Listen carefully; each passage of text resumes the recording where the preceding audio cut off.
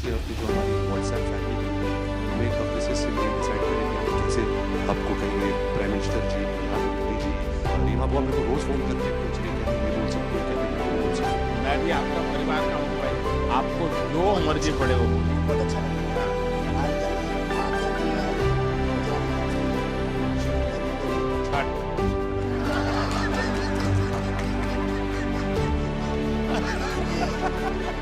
इतने कीमती वक्त में आपने सबको आज यहाँ निमंत्रित किया राज कपूर के बर्थडे 100वीं बर्थडे पे अवसर पे।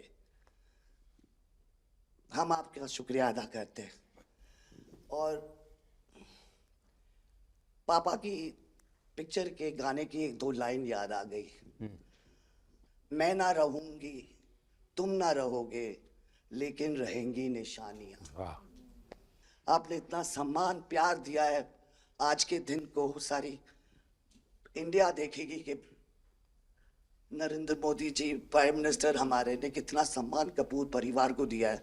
राज कपूर साहब ऊपर का से बहुत बड़ा योगदान है जी। आपका स्वागत करने का अवसर मिला और राज साहब का 100वां जन्मदिन यानी हिंदुस्तान की फिल्म इंडस्ट्री की स्वर्णिम यात्रा का वो कालखंड है जी।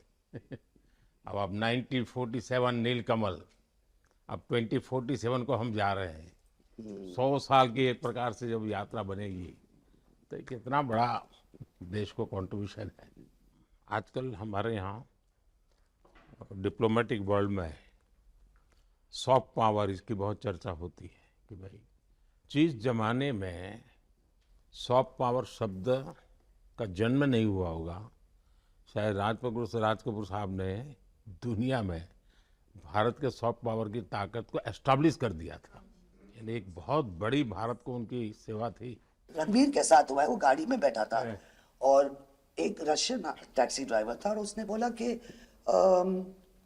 Are you from India? Oh, and he was singing a song, I am Raj Kapoor's grandson. से बेटा मैंने कहा था कि मैं उनका पोता हूँ, तो हमेशा मुझे फ्री टैक्सी राइड फ्री हो जाते हैं। एक काम हो सकता है क्या, खास करके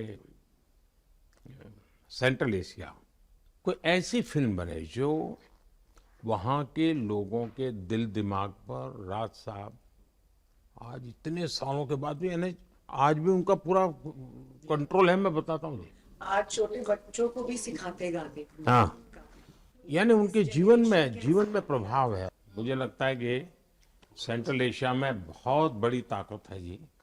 हमें पुनर्जीवित करना चाहिए, हमें इसको नई पीढ़ी तक जोड़ना चाहिए और एक लिंक बने। अब ऐसा कोई क्रिएटिव वर्क करना चाहिए और बन सकता है। वो उनको इतना प्यार मिला उसमें कि ये थोड़ा से उनका नाम इंटरनेशनली भी बाहर गया और उनको बोल सकते हैं छोटे से तरीके से एक कल्चरल एम्बेसडर। लेकिन आज मैं ये आपको बोलना चाहती हूँ, वो छोटे से कल्चरल एम्बेसडर थे, लेकिन हमारे प्राइम मिनिस्टर इंडिया के तो हमें ग्लोबल मैप में डाल दिया है। एंड वो हम we are so proud, each member of this family is very proud. देखिए, देश की आज प्रतिष्ठा बहुत बड़ी है, बहुत बड़ी है। सिर्फ योगा ले लीजिए जी, आज दुनिया के किसी भी देश में जाइए, योगा के प्रति इतना मम्मी और मैं, हम दोनों, बेबो लोलो, हम सब योगा में बहुत रुचि रखते हैं। जी। वैसे मैं दुनिया के जितने लीडर से मिलता हूँ, लंच डिनर अगर साथ में है तो मेरे अगल बगल में जितने भी है वो मेरे से योगा के लिए ही चर्चा करते हैं।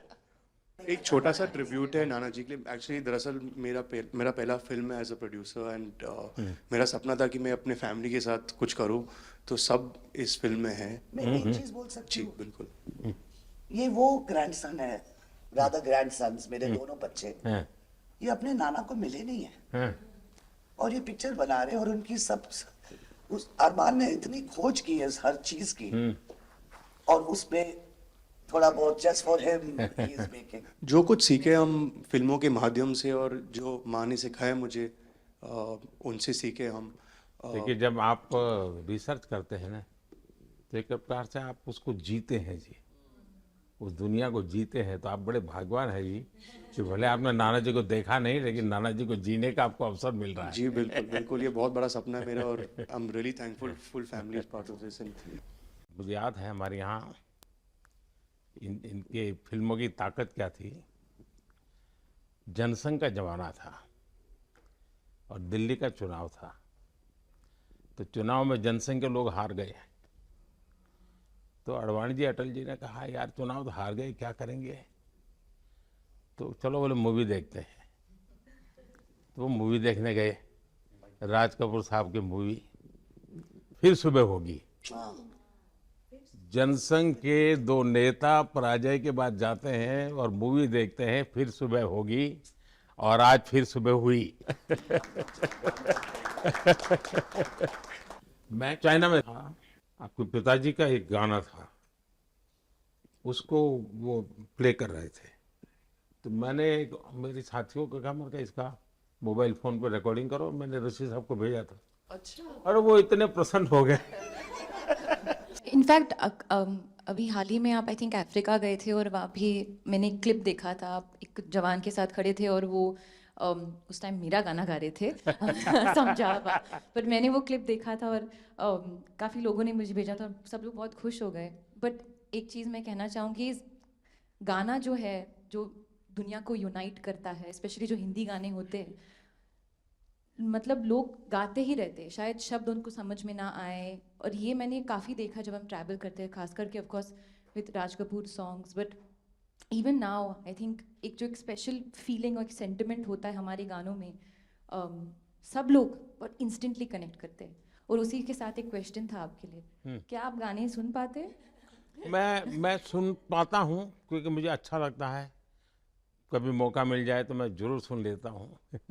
आप पहले प्रधानमंत्री हैं जिससे मैं मिला हूँ, और आपने आंखों में आंख लगा के इतने मतलब पर्सनली हमसे मिले हैं, और 2 बार मिले हैं। आप में इतनी अच्छी एनर्जी है और आप इतनी मेहनत करते हैं, और आप जो करते हैं मैं आपको कंग्रेचुलेट करना चाहूँगा। और thank you for opening your doors और हम सबसे मिलने के लिए और इतने एक्सेसिबल होने के लिए, तो बहुत खुश हूँ। मैं आपके पिताजी को मिला हूँ और मैं सोच रहा था कि आज मुझे 3 पीढ़ी को मिलने का मौका मिलेगा, लेकिन आप लाए नहीं तीसरी पीढ़ी को।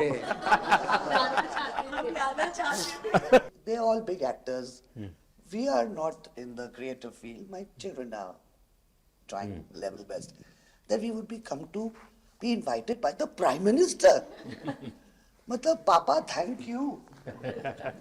13, 14 और 15 दिसंबर को हम राज कपूर का एक रेट्रोस्पेक्टिव कर रहे हैं। गवर्नमेंट ऑफ इंडिया, NFDC और NFAI ने हमारी बहुत मदद की। हमने उनकी 10 फिल्म लेके उनको रिस्टोर किया है, ऑडियो और विजुअल। तो हम पूरे हिंदुस्तान में कुछ 160 थिएटर्स में 40 सिटीज़, अराउंड 40 सिटीज़ उनकी फिल्में दिखा रहे हैं। तो 13 तारीख को हमारा प्रीमियर है, जो हम मुंबई में करें। पूरी फिल्म इंडस्ट्री को हमने बुलाया है।